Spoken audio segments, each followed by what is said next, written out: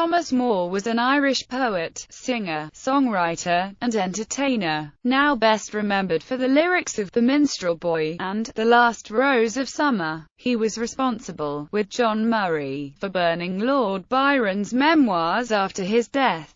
In his lifetime he was often referred to as Anachor on Moore. Early life. Thomas Moore was born at 12 Ongea Street in Dublin, Ireland, over his father's grocery shop, his father being from the Kerry Gaeltacht and his mother, Anastasia Cott, from Wexford. He had two younger sisters, Kate and Ellen. From a relatively early age, Moore showed an interest in music and other performing arts. He sometimes appeared in musical plays with his friends, such as The Poor Soldier by John O'Keeffe, and at one point had ambitions to become an actor. Moore attended several Dublin schools including Samuel White's English Grammar School in Grafton Street, where he learned the English accent with which he spoke for the rest of his life. In 1795 he graduated from Trinity College, which had recently allowed entry to Catholic students. In an effort to fulfill his mother's dream of him becoming a lawyer, Moore was initially a good student, but he later put less effort into his studies.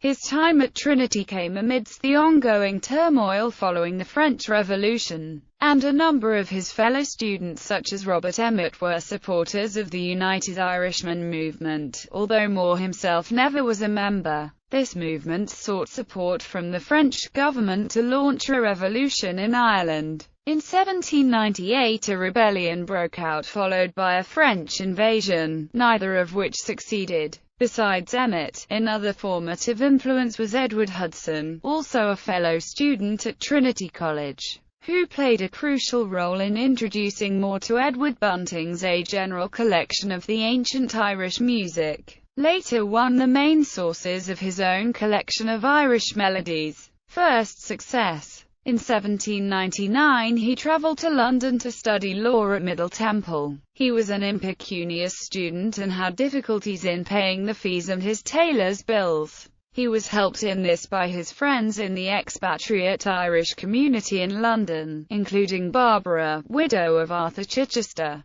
1st Marquess of Donegal. She and her sister became his lifelong friends. However, it was as a poet, translator, balladeer and singer that he found fame. His work soon became immensely popular and included The Harp That Once Through Tara's Halls, Believe Me, If All Those Endearing Young Charms, The Meeting of the Waters, and many other specimens from his collections of Irish melodies. Often simply called Moore's Melodies, they were originally published between 1808 and 1834. But Moore was far more than a balladeer. He had major success as a society figure in London, meeting the Prince of Wales on several occasions and enjoying in particular the patronage of the Irish aristocrat Lord Moira. Moore stayed repeatedly at Moira's house at Donington Park in Leicestershire, where he enjoyed the extensive library. He also collaborated with Michael Kelly and Charles Edward Horne in staging operas to his librettos in 1801 and 1811.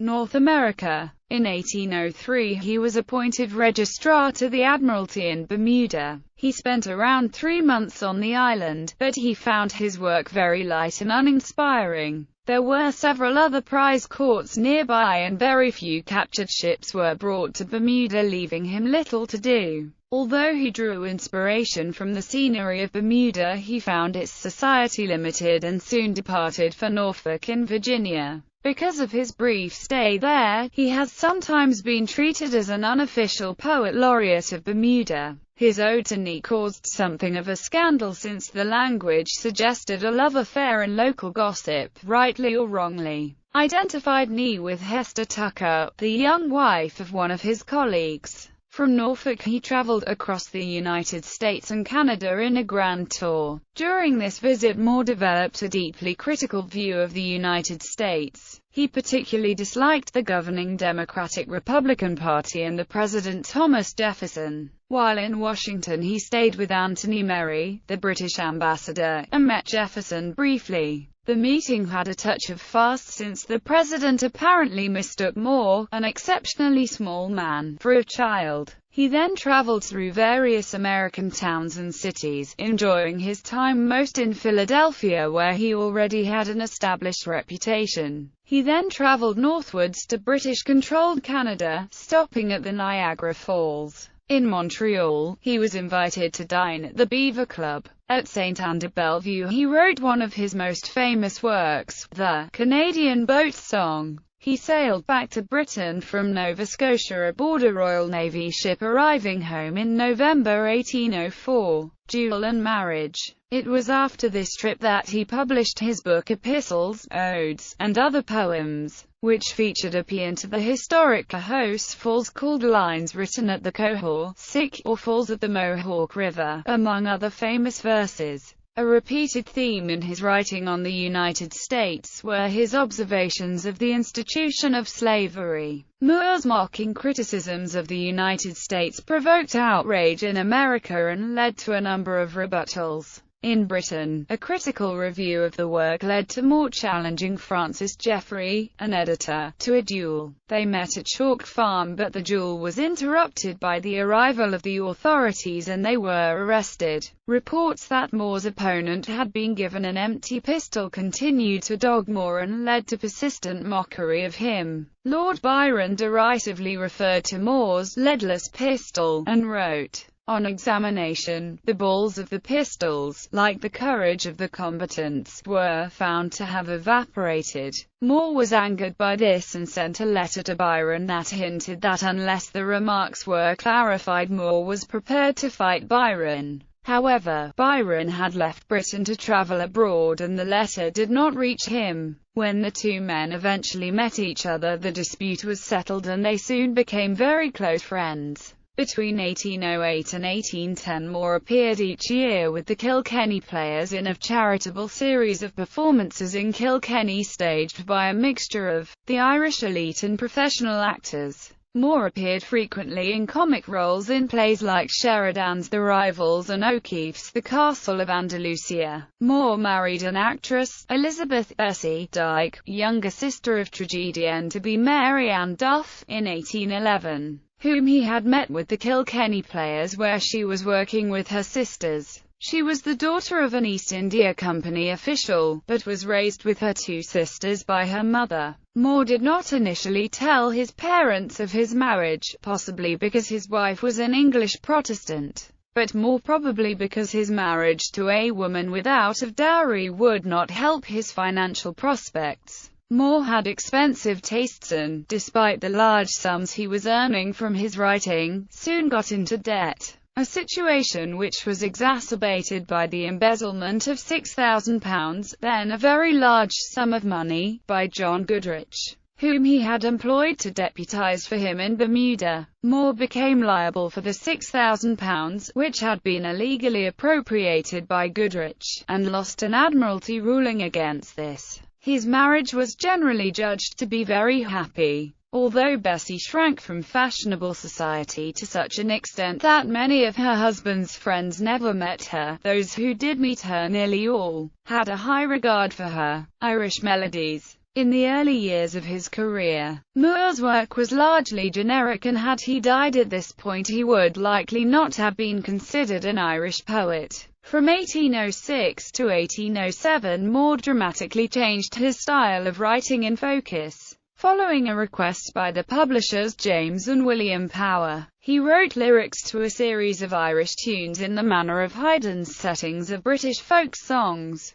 with Sir John Andrew Stevenson as arranger of the music. They were originally published in 10 volumes and a supplement between 1808 and 1834, the musical arrangements of the last volumes after Stevenson's death being done by Henry Bishop. Moore became best known for these Irish melodies, which were enormously popular, containing songs such as The Minstrel Boy, The Last Rose of Summer, Believe Me If, All Those Endearing Young Charms, and Oft in the Stilly Night. Several examples of his music, such as Farewell, But Whenever You Welcome the Hour, are available online. There was never a collected volume of Moore's melodies in his lifetime, but many appeared not long afterwards. Some of them were made by Irish composers wanting to improve the accompaniments of Stevenson, which were often considered too simple or not appropriate to the songs. Among these were arrangements by Michael William Balfe, John William Glover, Francis Robinson Jr., and John Liptrot Hatton. Other works.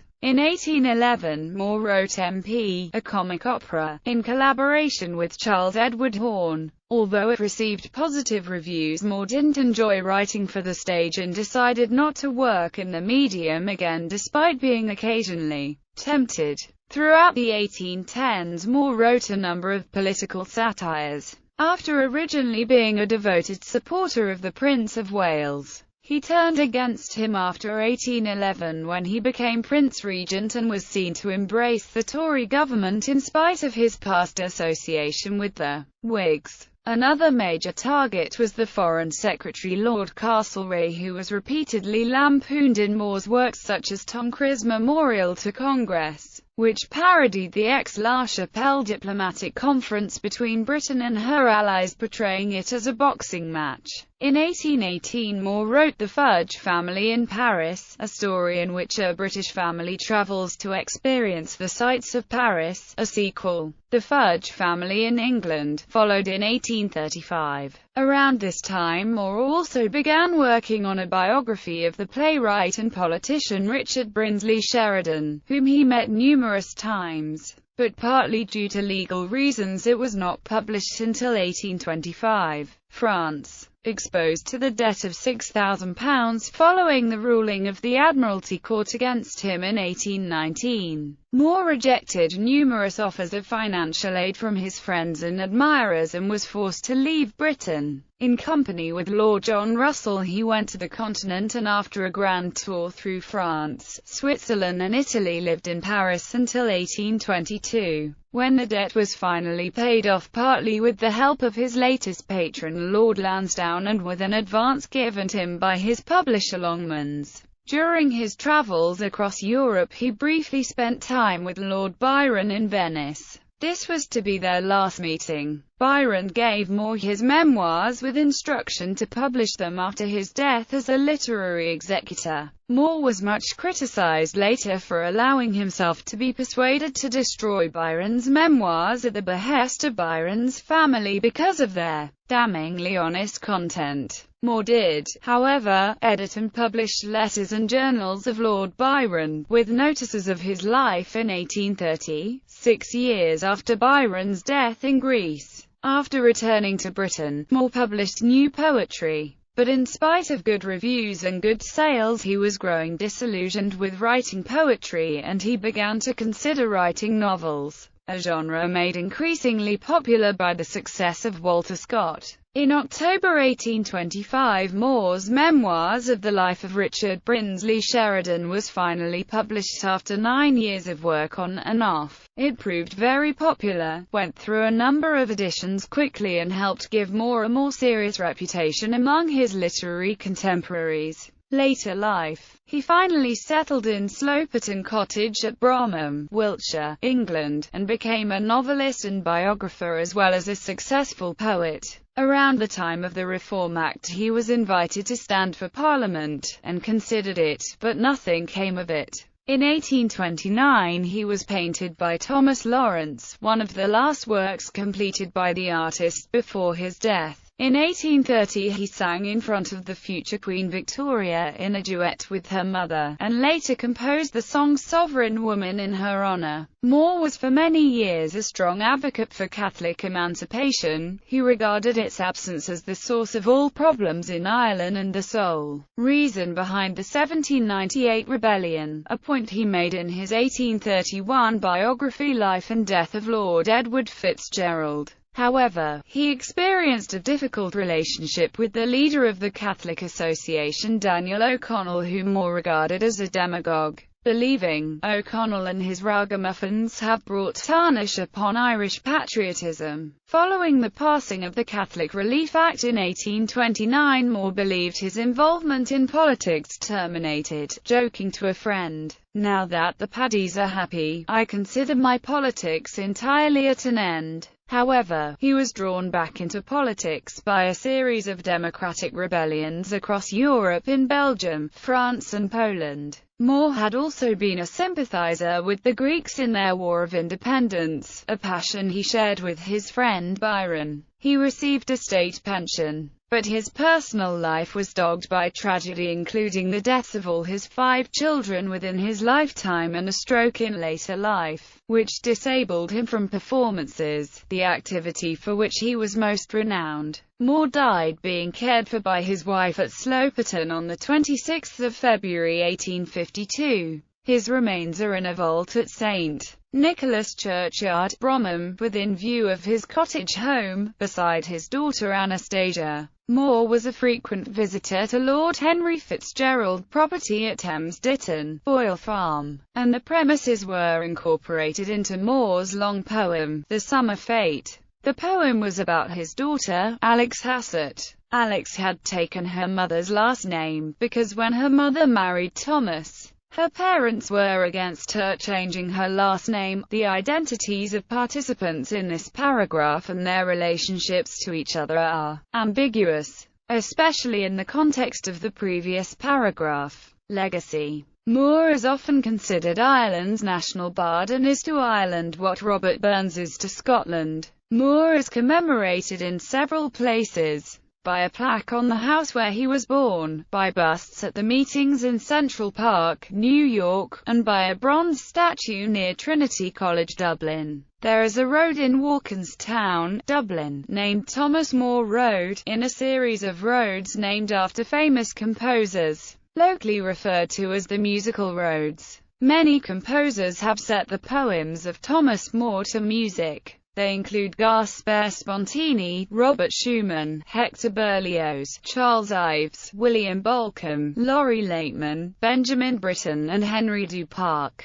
The song, "Believe Me If All Those Endearing Young Charms," is often used in a famous gag in a number of Warner Brothers cartoons, usually involving a piano or xylophone rigged to explode when a certain note is played. The hero, typically Bugs Bunny, tries to play the melody line of the song, but always misses the rigged note. The villain or rival, finally exasperated, pushes the hero aside and plays the song himself, striking the correct note and blowing himself up. In one instance, however, the protagonist plays the melody on a xylophone and, upon striking the rigged note, the antagonist explodes in an old gag. New twist. Many songs of Thomas Moore are cited in works of James Joyce, for example, Silent O'Moyle, in Two Gallants or The Last Rose of Summer. Oliver Onions quotes Moore's poem, often The Stilly Night, in his 1910 ghost story, The Cigarette Case.